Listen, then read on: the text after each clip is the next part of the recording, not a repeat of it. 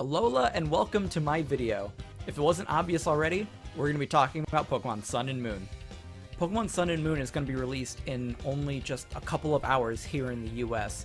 So before the game comes out, I really wanted to get out my initial thoughts and what I'm most excited for this upcoming game. I've been following the hype for months, just for such a long time, and I cannot wait for this game, as many of you. So in this quick video, I'd like to go over the 5 things I am most anticipating for this game. That way later, we can chat about it and we can talk about what expectations it met and how it kind of fell short. But in all honesty, based on what I've seen about it so far through reviews and just all the trailers I've been following, it seems like this is slated to be one of the best Pokemon games, if not the best.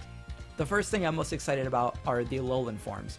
It's really cool that they're spotlighting first gen and kind of not only just bringing it back into this generation, but also giving us fun variations and also reasons for those variations. They're not just random color swaps or just different types thrown in for the heck of it. There's actual reasons for it based in the lore of why they're in Alola and how they had to adapt to the climate, and I think that's a really cool thing to do and kind of expands upon how Pokemon can evolve and how they can change in the future. Also, some of the designs are really cool. Alolan Muck is one of my favorites, specifically because he resembles oil spills in the water. If you've ever seen a picture of that, and I can show it right here, it has a rainbow effect. And that is a really cool design for that kind of, sludge, pollution type Pokemon. But this just kind of goes to show the thought that they put into each of these designs. Second is the distribution of Pokemon. I think the thing that I'm really excited about is having a very diverse team early on. Some Pokemon games don't tend to have that, and they'll have a very limited number of early on Pokemon that you can get, so everyone's teams kind of end up looking the same, at least near the beginning.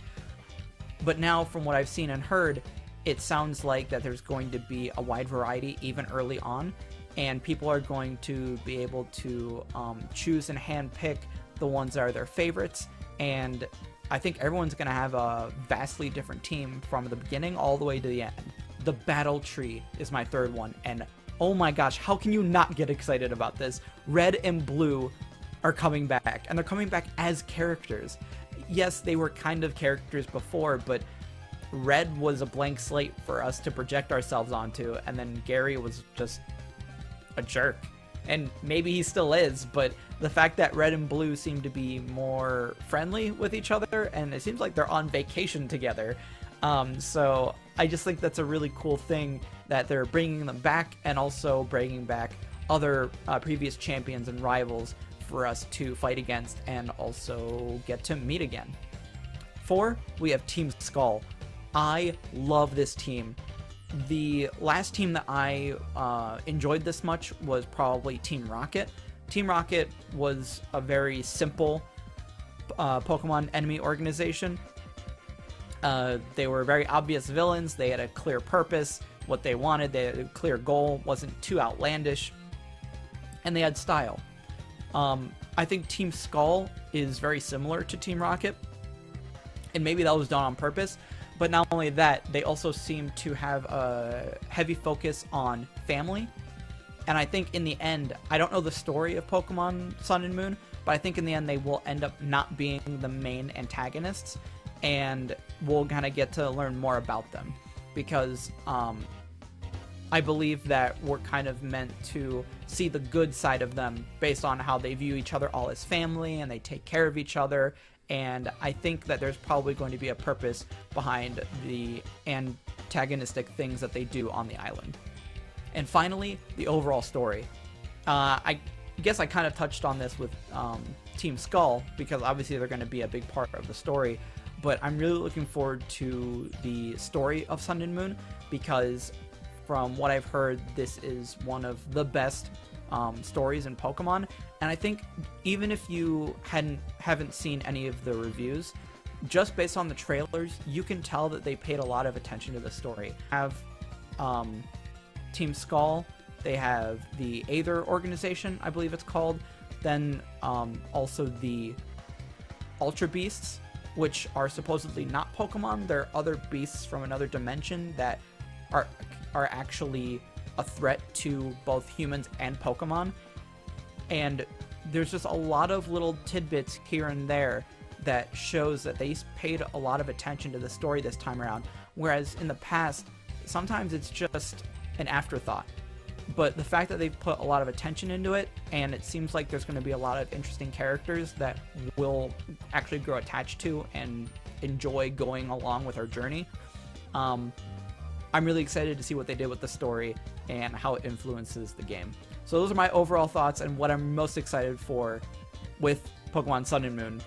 And I cannot wait to get my hands on it tomorrow. And also, one last thing before we go. My friend Clara, who actually did the chibi drawings of me on my YouTube channel, I was visiting her and my other friends last week, and she did a little drawing for me just because I wanted to have a drawing of Krogunk, my favorite Pokemon, hanging out with Cubone, because I know for a fact I'm going to get an Alolan Cubone. I don't even know what Alolan Cubone looks like, but Cubone's always been one of my favorite Pokemon, so the fact that it gets an Alolan form, I'm super excited about it. So I just asked her to draw those two Pokemon hanging out and being bros. So she drew it, and I just wanted to spotlight that and say thank you very much.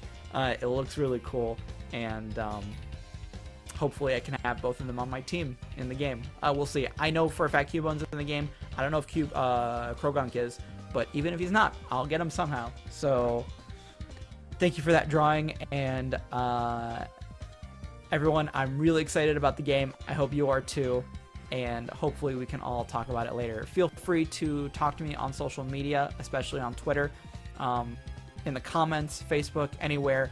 I am so excited for Pokemon Sun and Moon. I will be talking about this. It'll probably be the only thing I'm talking about for weeks to come.